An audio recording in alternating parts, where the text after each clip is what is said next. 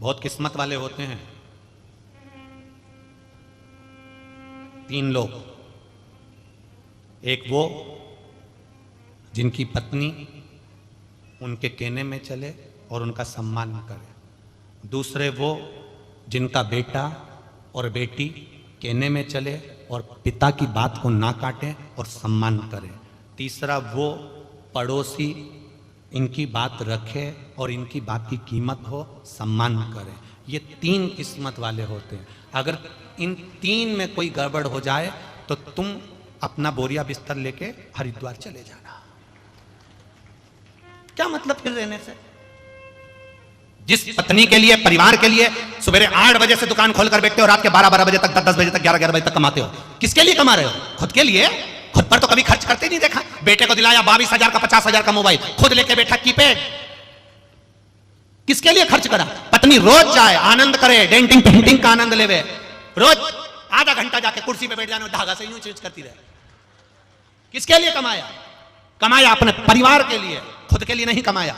और जब तुमने अपनी पत्नी के लिए, अपने बच्चों के लिए, अपने परिवार के लिए कमाया और वही पत्नी तुम्हारी नहीं सुने, तुम्हारा आदर नहीं करे, सम्मान नहीं करे, जरा जरा सी बात में चिल्ला के दौड़े, और जो बेटे के लिए तुमने इतनी प्रॉपर्टी बनाई है, जिस बेटे के लिए इतनी जायदाद बनाई है, जिस बेटे के लिए इतनी सत्ता बनाई है, और वही बेटा चिल्ला के दौड़े, तो फिर तुमने जोड़ा किसके लिए? कमंडल उठा, नर्मदा परिक्रमा चलो। क्या किसको रोई है? बोलो बोलो जरा जम के, चादर तान के सोइए। पूरा इतिहास गवाह है, शास्त्र वर्णन करते हैं। गाय के लिए लोग घर बनाते हैं, कुत्ते को रखने के लिए लोग घर बनाते हैं, चिड़िया रखने के लिए लोग घर बनाते हैं, तोता तोती रखने के लिए लोग घर बनाते हैं, मुर्गा मुर्गी रखने के लिए लोग घर बनाते हैं, हिरण और मोर को रखने के लिए लोग घर बनाते हैं, हाथी को रखने के लिए लोग घर बनाते हैं, शेर को रखने के लिए लोग घर बनाते हैं, पर गधे को रखने के लिए कोई घर नहीं बनाता है। और जो बच्चे तुम्हारी नहीं सुने, आदर नहीं करे, सत्कार नहीं करे, चिल्ला के दौड़े, तो वो समझ जाओ फिर इनके लिए 3 मंजिल बिल्डिंग काहे के लिए बनाना? गधे के लिए कोई घर बनाता है? विचार करो। ये सुने ही नहीं। तुमने किया बेटा, जाके 1 लोटा पानी चढ़ा दे, चिल्ला के दौड़ जाए, हम आज के फैशन के हैं, हम नहीं जाएंगे। और एक एक्सीडेंट हुआ और हॉस्पिटल में पड़ा, फिर मम्मी से कह रहा बहुत तकलीफ। मम्मी बोले मैं शंकर जी का पानी लेके ले आओ, मम्मी सियोर वाला महाराज कहता था। अब आई समझ में? कितना समझाओ, कितना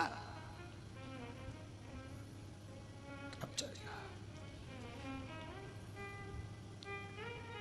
अब तो हॉस्पिटल में भी याद कर रहा, अंत समय प्रभु आना पड़ेगा, वचन दिया तो निभाना पड़ेगा। ऊपर से शंकर जी बोले नहीं आऊंगा, बिल्कुल नहीं आऊंगा। तू मेरे दरवाजे नहीं आया तो मैं तेरे दरवाजे क्यों आऊं?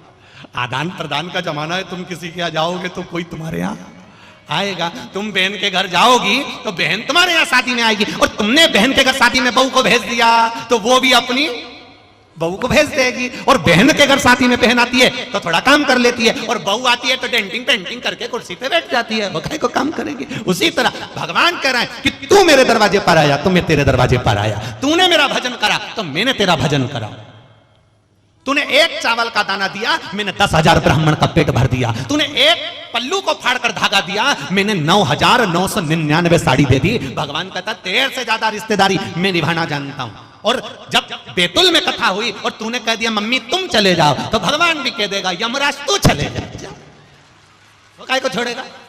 और भगवान आता है तो नंदी को लेकर आता है, एकदम व्हाइट कलर की टवेरा, और अगर यमराज आएगा तो ब्लैक कलर की स्कॉर्पियो, और ले जाएगा बांध के पीछे से दोस्ता दोस्ता खूब मारता कूटता। और तुम चिल्ला चिल्ला के कहोगी मैंने क्या बिगाड़ा, मैंने तो कभी कुछ करा ही नहीं।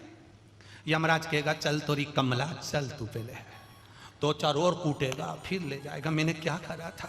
कुछ नहीं करा। बैतुल में कथा हुई और तू सोफे पे चना खा रही थी, इसलिए 2-4 दे चल।